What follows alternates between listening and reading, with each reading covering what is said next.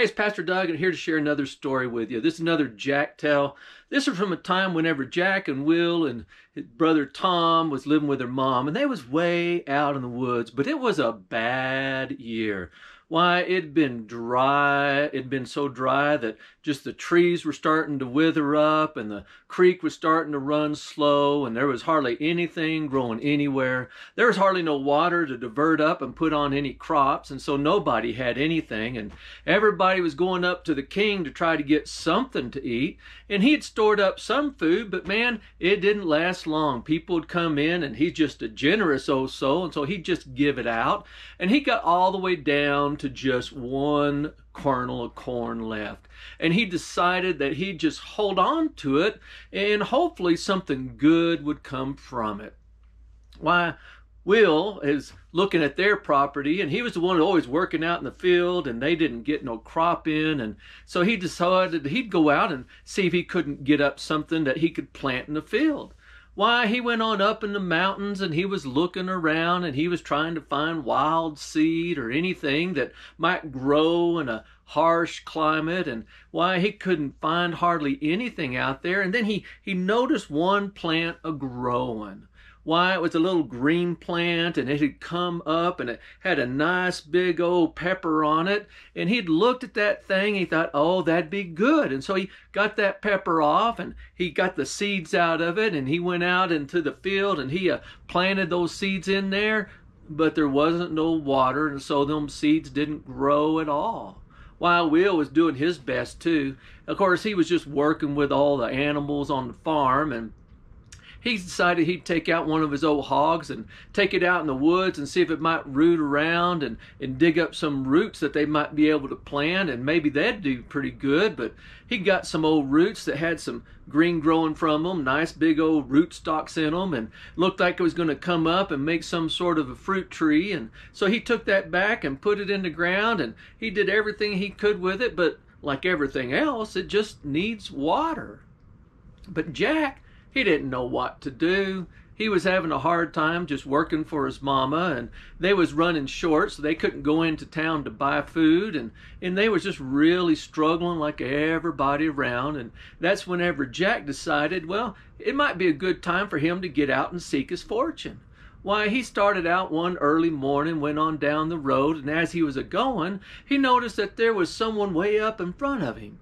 And he thought, oh, it'd be good. I get up there and I can talk to them, and maybe we can walk along the road together, and they might have some idea where I can find a fortune. Why, when he got up to there, that person got a little further away, and he started chasing after him, and that person started running, and pretty soon he turned off and went right up into the hills, and Jack, well, he didn't have nothing better to do, just followed him on up. Why, he went around trees and went over rocks, and finally got up to an old place, and there was a great big old cave. Why, that person just gone right on inside that cave, and Jack just decided that why not? He'd just go in after him. Why, he'd got in pretty far, and when he got in there real far, he could just hear some rumblings and sounds going on in the inside. Why, and then he saw a little bit of flicker of light, and Jack decided to slow down. He didn't know what he was getting himself into. And as he looked down in there, he noticed that there was a whole bunch of little old men. Why, they had these long beards that nearly touched the ground, and they was just short little old fellas. All of them had a little bit of a hat on that come up and crept down over at the top of the cave. And they was just walking around together, and as they was walking around together, they were saying, oh, what are we going to do? What are we going to do? Why, with this bad weather, there ain't no water, people are struggling, got to do something. And as they was going around, they all decided there wasn't nothing they could do. Why, Jack decided that he wouldn't go no further, and he wouldn't bother them because, well, if they didn't have nothing to do and they couldn't do anything about it, he'd just have to figure out something on his own. So he left that place and he went on down and decided that, well, if nothing else, he'd just go on up to the king's house because maybe the king had a little bit left over. And so when he was getting up to the king's house, he got pretty close to it, and the king welcomed him in and says, "Oh, Jack, what are you here for?" He says, "Oh, I was just hoping you might have something to share with a family like ours." And he goes, "Oh, I wish I did, Jack, but we ain't got nothing here. Why, I done give away everything we have. People all over are suffering." He says, "All I got is a little bit of corn left." And Jack says, "Well, I guess that'll do if that's the only thing you got." He goes, "Oh, you can't do nothing with a little bit of corn like that. Why, that's not even enough to grow one stalk. It might work, it might not."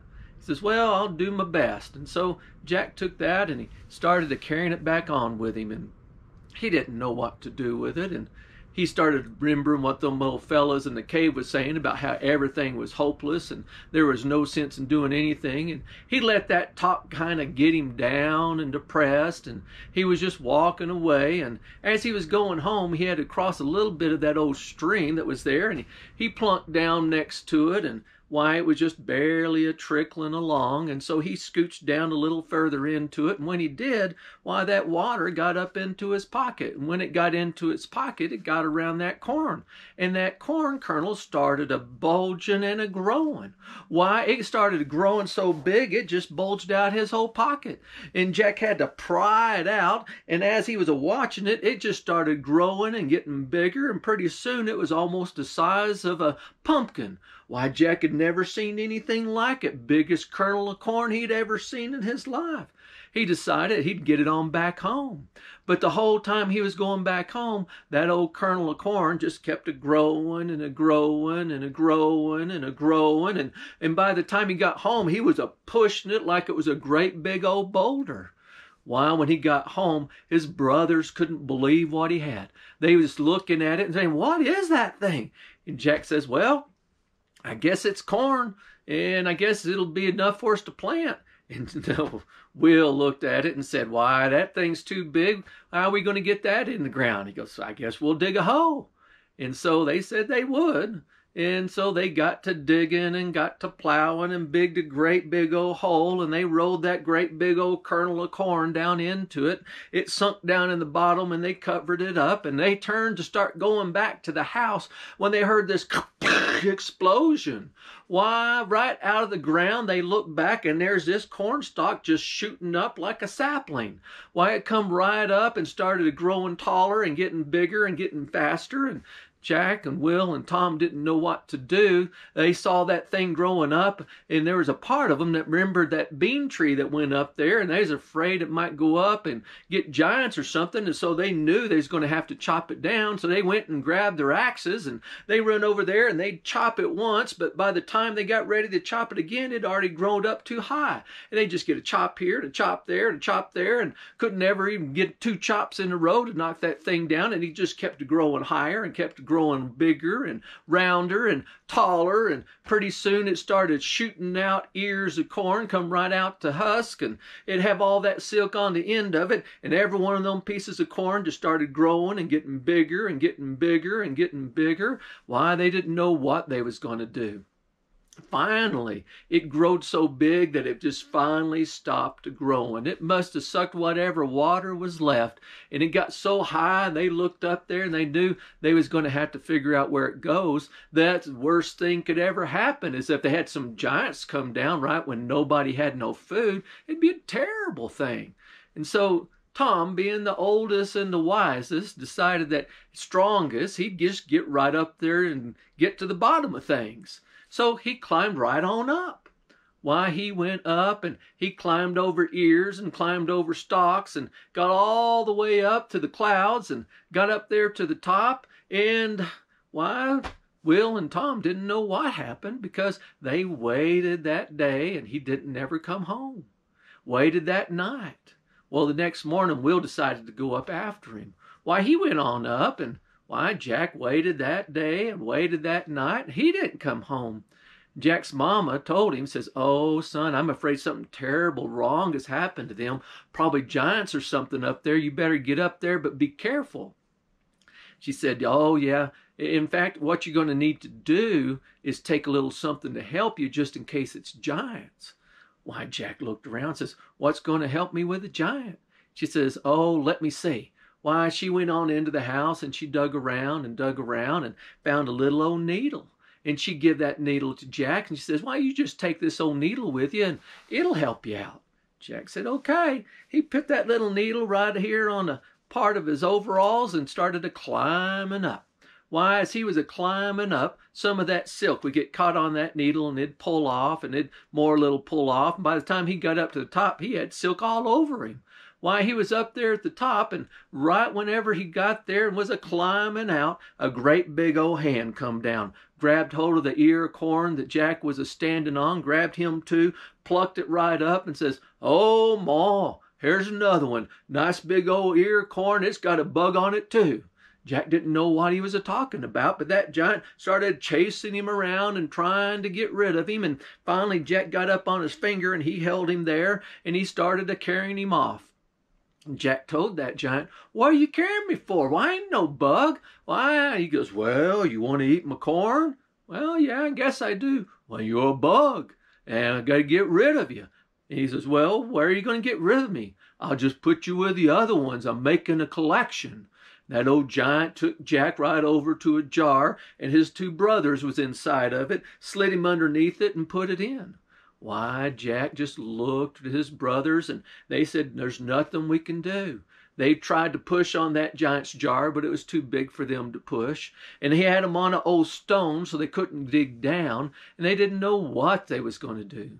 And that's whenever Jack realized he had all that corn silk on him, and he just took that needle and threaded that corn silk right through it, and he got him a nice little bit of a rope, and he could take that needle and fish it right under the edge of the jar where the glass wasn't quite smooth and slip it right onto the outside.